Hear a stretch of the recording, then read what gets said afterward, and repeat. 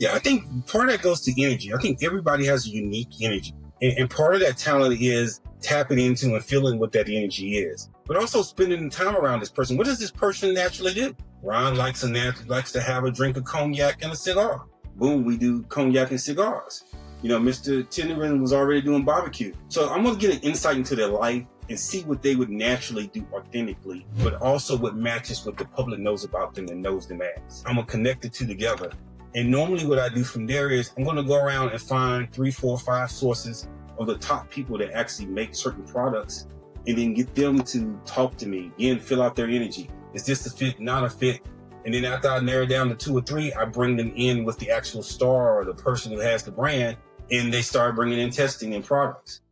Hello there, and welcome to Skyman and the Bug. I'm the Bug, and that is the Skyman. We are here to build relationships, technology, and work on the many wonders of being a business owner and a nutcase. Thank you for joining us, and we look forward to you listening to us, laughing with us, and taking a journey with us as we build businesses and relationships.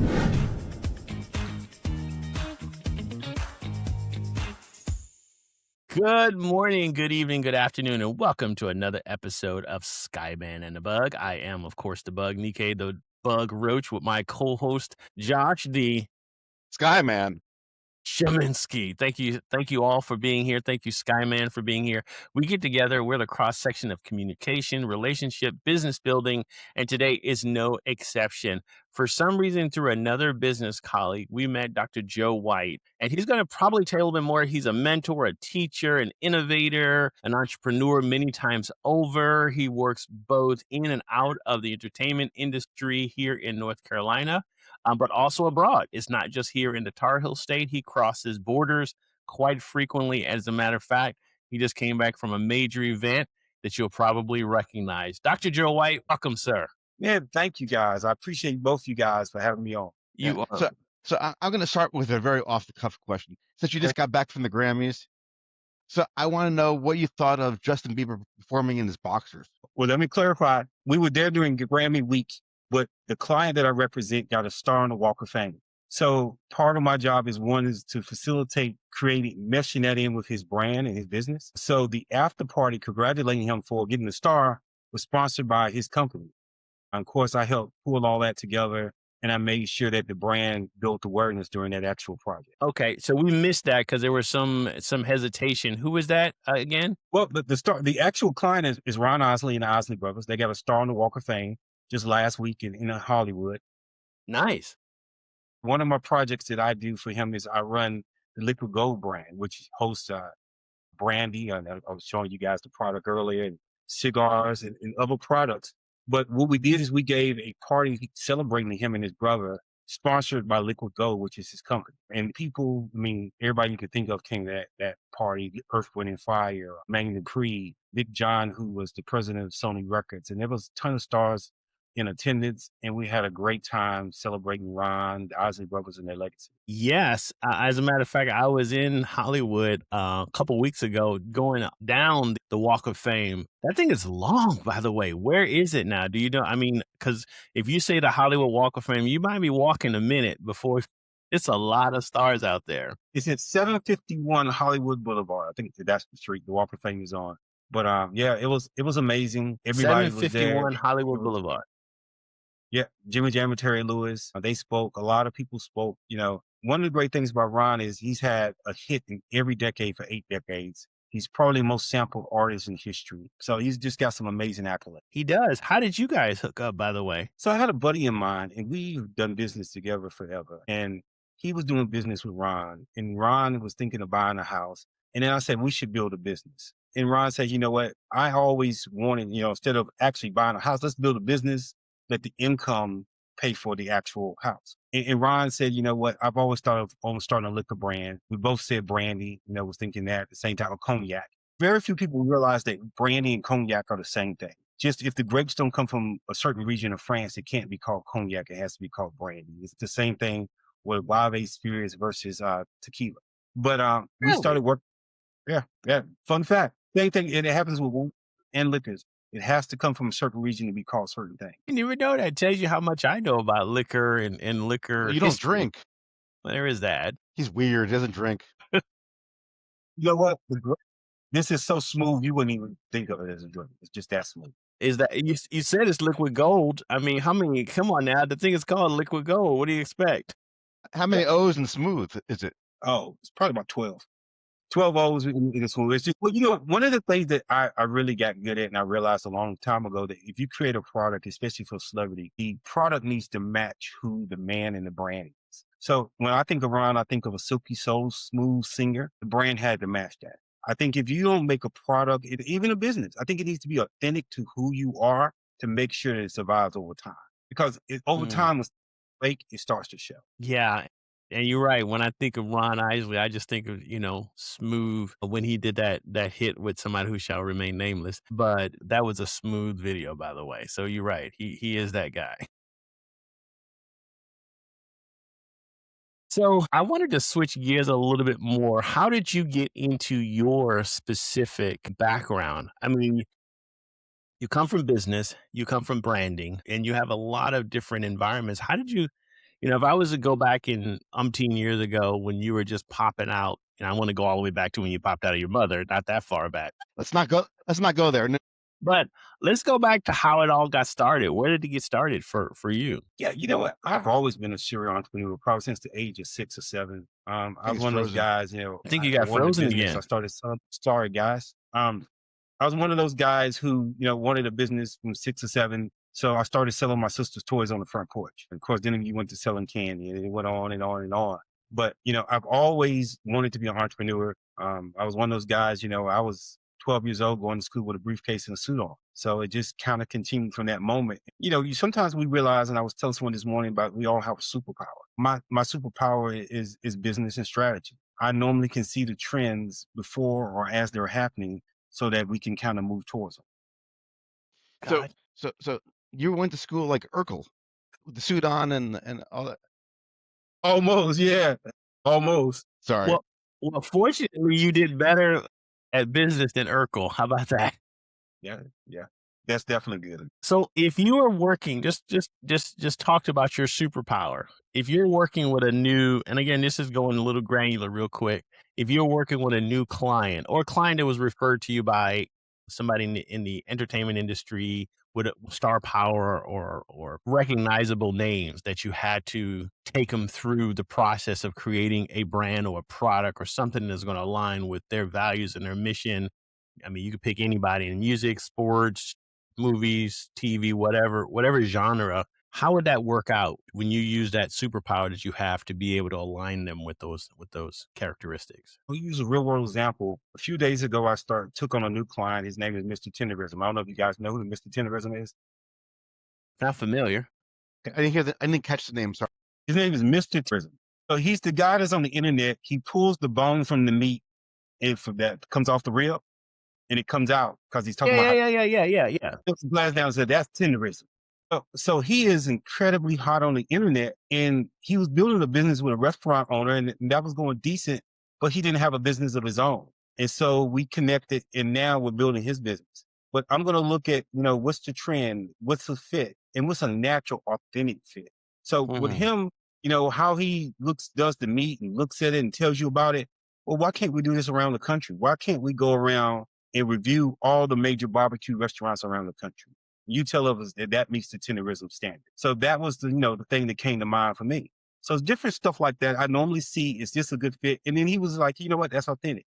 That's who I am. I like talking to people. I like being with people. And I like, eating good barbecue and good food. And I can tell you whether or not it's good. Natural fit. It's authentic. So this was something you gained when you were 12, when you were selling your sister's toys. Yeah, I knew that they were the right toys that other people would want them. So, hey. I think even then I kind of had a good insight in the stuff. What did she think about that? She didn't like it at all. What did your sister think about all that? Yeah, she didn't like it at all. She was much bigger than me. So that didn't work out well for me. I had to find something else to sell shortly after. Did you share in the profits? Not at all. Not at all. So now we know your superpower, and how do you let's say we're going back to Ron, Isley, and how do you, because do you manufacture the liquor or is that you partner with other? I mean, I'm trying to figure out, you got the person, you have and of course, if this is superpower, you don't want to share it, don't share it. But if you got a product or a person or an individual or someone who has brand recognition, how do you select products? I mean, and then do you source them? Or are you just like, okay, I'm going to sample this to see if it's smooth. I'm going to sample this if it tastes like this. I'm going to touch this if we're talking about a particular culinary delight or something like that. I'm trying to figure out what's that. I mean, it's down there somewhere. How do you get there? Because that's not probably always relative.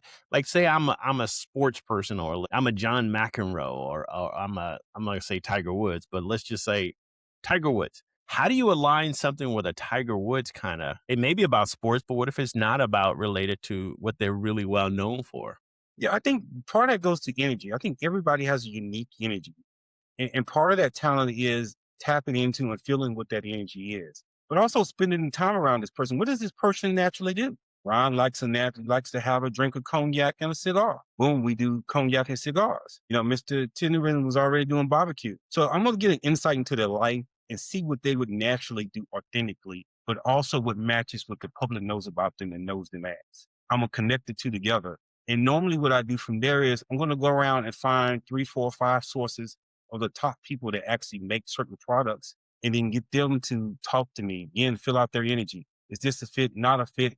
And then after I narrow down to 2 or 3, I bring them in with the actual star or the person who has the brand, and they start bringing in testing and products. With the actual branding for Ron, we ended up going with Vanessa Braxton, who was Tony Braxton's cousin.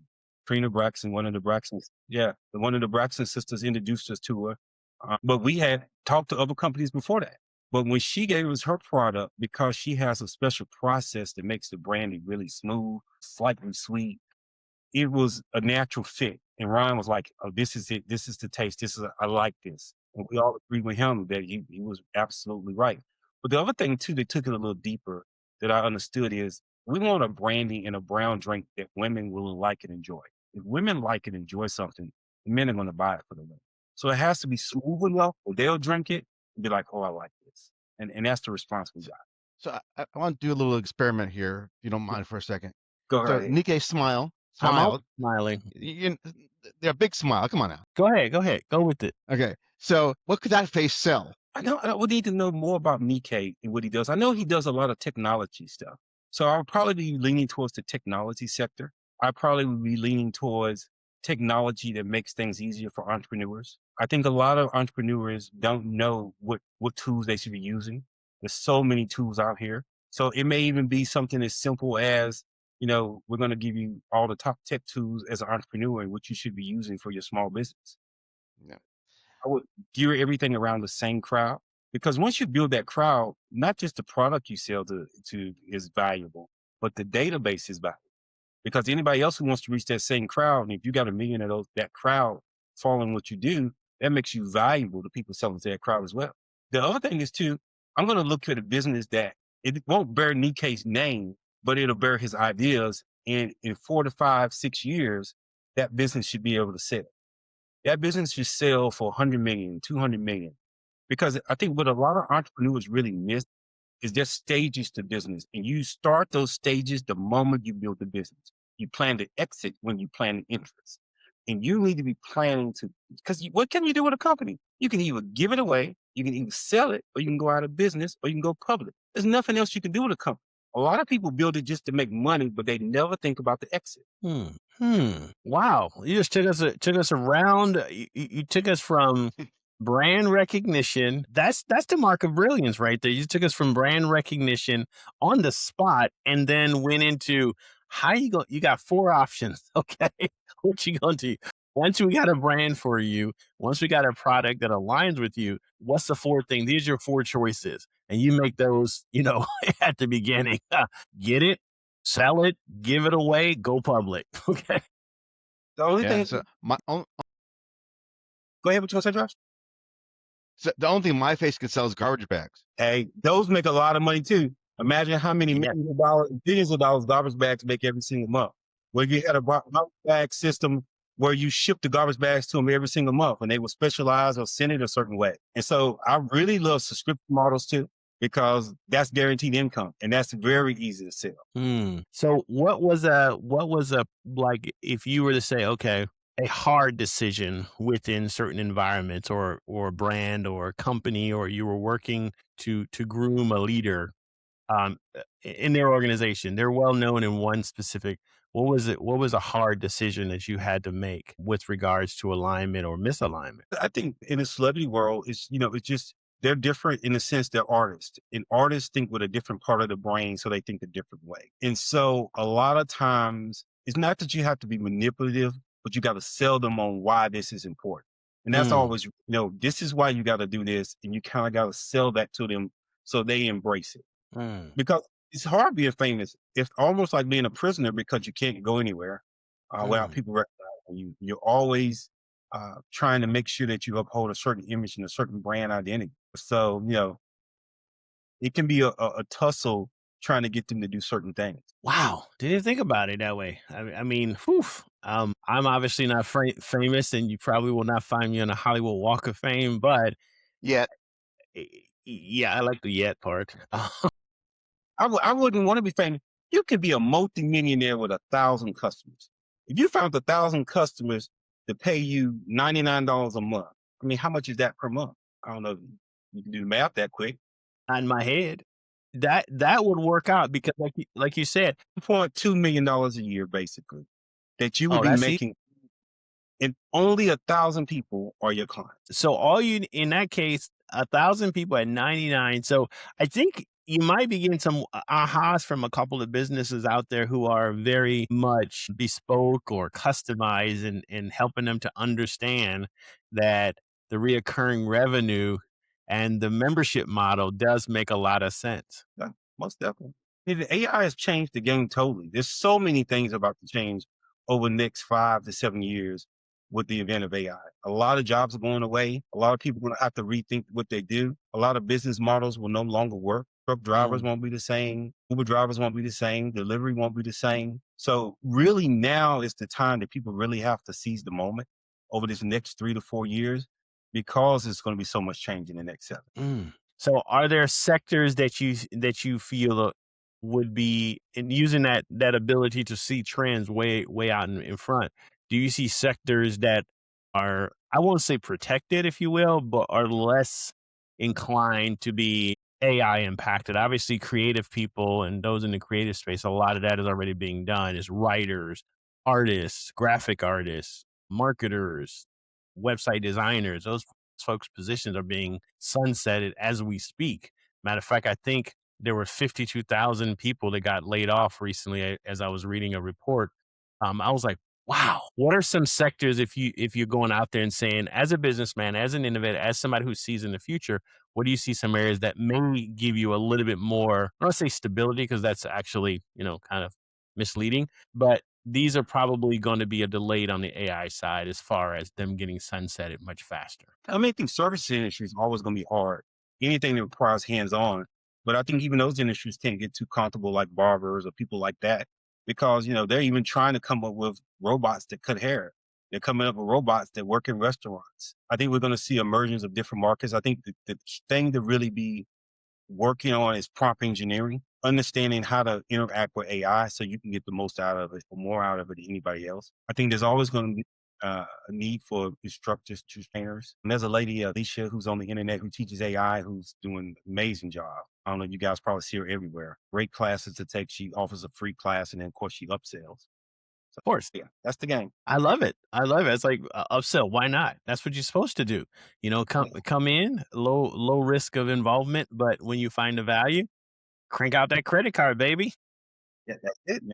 Now, I was in California just last, like, well, of course, I said I was in LA, but I would go down, be riding down the highway in Uber, and cars would pass me with nobody driving. I was like, what? I mean, you guys probably experienced that too. Yeah, I saw that at the Waymos. They're everywhere. The Waymos and those little creepy delivery robots that go up and down Hollywood Boulevard, which scared the bejesus out of me because I see them coming in the dark. I say, oh my God, what is that? Yes. Yeah, they're a little freaky when you first see them, but after a while, it's like, whatever. But the Waymo, yeah, those driverless taxis are kind of weird, just for me. Yeah, I think money is a reward for meeting a need or a demand. Money is a reward for solving a problem. That's the exact quote that I normally teach people. That's one of my number one quotes. The other quote is build your business how you want to live your life.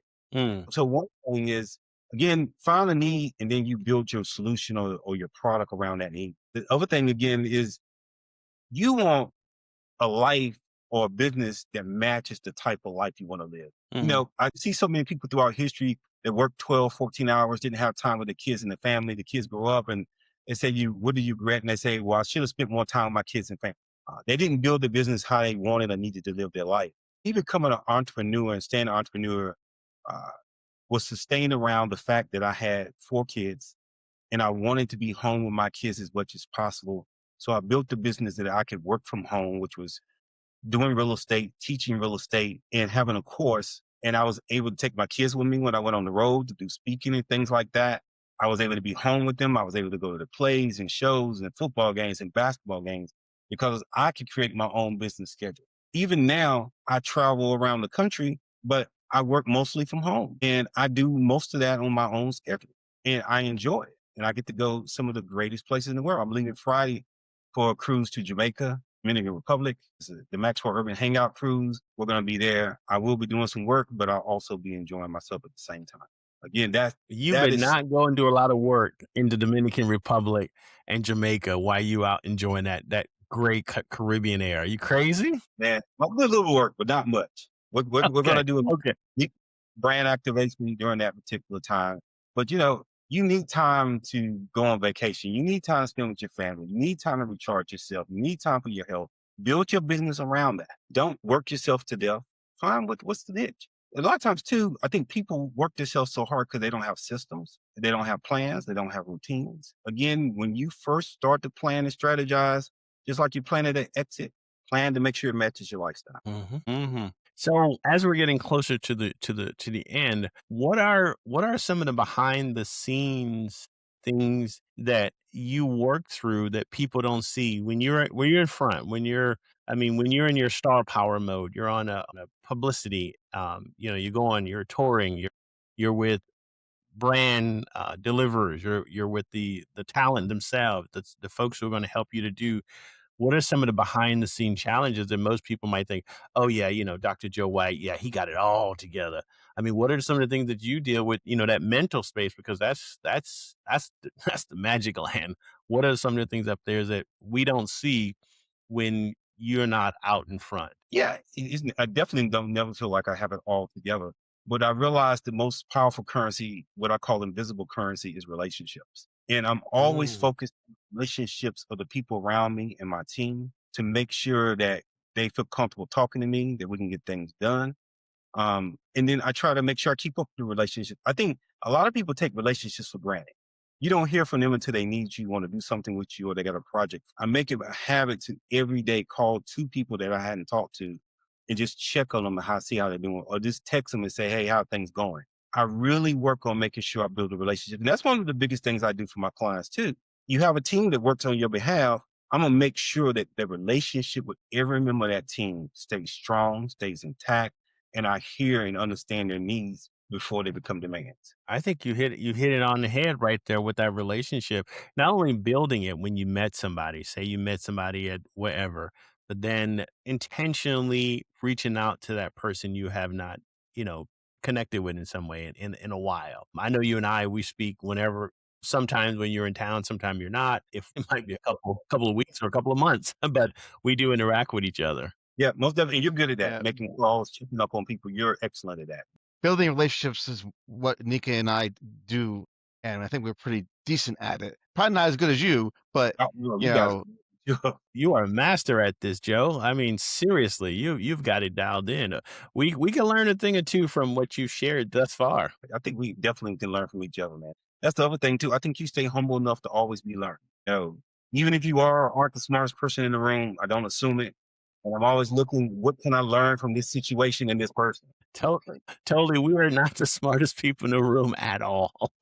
Okay, well, speak for myself. So I wanted to shift gears just real quick as we get to the close. I want you to do your quick power getting to talk to somebody and then getting them to connect with you, because our listeners come from a variety of areas of folks, and you're the first person or the first business we've ever interviewed that has your background. So give us that. Yeah, I pretty much would start off, Nikkei, tell me about Nikkei. And then I'm going to listen. People think conversation is talking. It's not. A lot of times it's listening, because people don't care or know or care about what you care about till they know how much you care sometimes. So I'm going to try to understand and know more about that person. And then I know what I have that's a fit for them.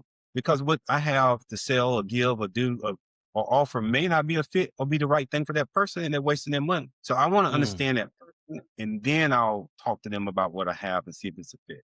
And then also too, if I have something to offer that will help you, then I'm going to offer it. You'd be surprised. That's why you ever see like a lot of these marketers give you something free, a free course, a free class, samples at Sam's. When somebody gives you something, you feel beholden to give something back. That's one of the best sales practices and psychological sales practices there is. Give something first. Now, if I don't get something back, I'm not offended. A lot of times they're trying to figure out what they can do for you as well. Giver's gain. So how do people reach out to you if they want to, either take one of your courses or do business with you, or, buy your products that you're helping to promote? Yeah, I'm just selling consulting and coaching. JoeWhite.com is my website. You can reach me at joewhite462@gmail.com. I'll say that again, joewhite462@gmail.com. I'm happy to answer any questions. I'm always happy to help anybody that I can help, even if it's just short advice. So every client is not a fit. I want to make sure it is a fit for me. But like I said, I'll try to help anybody I possibly can. Well, thank you, Dr. Joe White, for being here on our podcast. We really appreciate those sage-like advice and wisdom that you work with folks initially, folks who are higher up, in the entertainment space, as well as those who are, pretty much just touching the ground, getting started. So thank you very much for being here today. Thank you very much. Appreciate you guys having me. You're welcome. All righty. Bye for now. And bye for you, those who are our amazing listeners here on Skyman and a Bug. Remember, check us out on Spotify, check us out on Apple, check us out on YouTube, check us out on LinkedIn, and check us out on Facebook. We're out there, we're interacting, and we're sharing the insights of building relationships, building communication in the business space. And if you have an idea you'd like us to cover or somebody you'd like us to interview, reach out to us and we'll be happy to take them through the process. See you later and have a great and valuable life. Bye for now. You've been listening to The Skyman and the Bug. We appreciate you being here. Join us again for another episode of Skyman and the Bug. And if you have any questions, reach out to us either on LinkedIn, Facebook, and other places that you just try to find us. Take care. Bye.